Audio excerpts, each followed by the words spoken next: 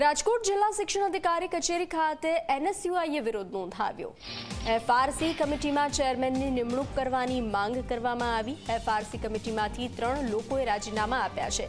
એફઆરસીમાં chairman ન હોવાથી school માફિયાઓ બેફામ બની રહ્યા છે। સ્કૂલ માફિયાઓ સરકારને પણ ફંડ આપતા હોવાનો આરોપ છે। ખાનગી સ્કૂલોના સંચાલકો પોતાના મળતિયાની જ દુકાનો અને મોલમાંથી સ્કૂલ ડ્રેસ અને ચોપડા લેવા દબાણ કરે છે। ખાનગી સ્કૂલો સામે ડીઓ પરિપત્ર કરી માત્ર સંતોષ માની લે છે।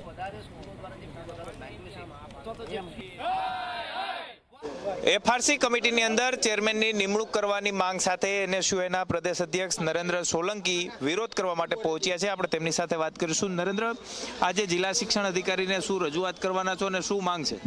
ખાસ કરીને ગુજરાત સરકાર દ્વારા 2017માં સેલ્ફ ફાઇનાન્સ જે સ્કૂલ માફિયાઓ છે કે જે બેફામ વાલીઓ અને વિદ્યાર્થીઓને લૂંટી રહ્યા હતા તેના ઉપર અંકુશ લાવવા માટે સરકાર દ્વારા ફી અધિનિયમનો નિયમ લઈ આવવામાં આવ્યો હતો અને આ ગુજરાતમાં 4 ઝોનમાં ડિવાઈડ કરવામાં આવ્યા ત્યારે સૌરાષ્ટ્ર ઝોનની રાજકોટમાં સ્થાપના ઓફિસની કરવામાં આવી હતી અને તેના એક ચેરમેન હોય છે અને એની કમિટી હોય છે। ત્યારે છેલ્લા માર્ચ મહિનામાં જે જૂના ચેરમેન હતા તેણે લગભગ રાજીનામું અથવા તો રિટાયરમેન્ટ લઈ લીધું છે। એના પછીથી 3 મહિના થવા આવ્યા, હજી સુધી સરકાર દ્વારા એની નિમણૂક કરવામાં નથી આવી। એના કારણે જે સૌરાષ્ટ્રની 400થી વધારે સેલ્ફ ફાઇનાન્સ સ્કૂલો છે કે તેની ફી નક્કી કરવામાં નથી આવી તો ક્યાંક એને એક બાનો મળ્યો છે અને નવું સત્ર પણ હવે 4-5 દિવસમાં ચાલુ થવાનું છે। ત્યારે ફી ઉઘરાવવાનો એક નવો સેલ્ફ ફાઇનાન્સ સ્કૂલોને બાનો મળી ગયો છે એવું અમને લાગી રહ્યું છે। ત્યારે અમે ડીઓસીને રજૂઆત કરવા આવે છે કે તાત્કાલિક ધોરણે એફઆરસી કમિટીના ચેરમેનની નિમણૂક કરવામાં આવે।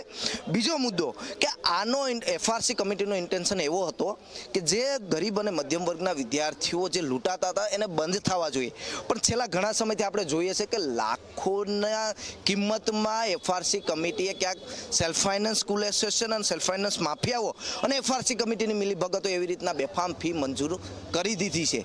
તો ક્યાંક એ પણ શંકાના દાયરામાં છે કે સરકારે એક જાગવું જોઈએ, એક તટસ્થ કમિટીની રચના કરવી જોઈએ કે જે દસ્તાવેજ સ્કૂલ દ્વારા રજૂ કરવામાં આવે ખરેખર સાચા છે, એના આધારે ફી મંજૂર લાખો રૂપિયા કરી છે તો સરકારે આમાં જાગવું। સરકાર ઉપર પણ અમે આક્ષેપ કરીએ છીએ કે માત્ર ને માત્ર કાગળ ઉપર એફઆરસી કમિટી ચાલુ છે, જે ખરેખર એને કામ કરવું જોઈએ એ થતું નથી। નરેન્દ્ર, જે રીતના સ્કૂલ સંચાલકો બેફામ ફી ઉઘરાવીની વાત તમે કરી રહ્યા છો, પણ સાથે સાથે ચોપડા હોય, સ્કૂલ ડ્રેસ હોય, એ પણ એના જ ક્યાંક મળતિયાઓના મોલ અથવા તો દુકાનોમાંથી ખરીદી કરવા માટેના કહી રહ્યા છે, તો બીજી તરફ પરિપત્રનું ક્યાંક અમલવારી નથી થતું લાગી રહ્યું છે?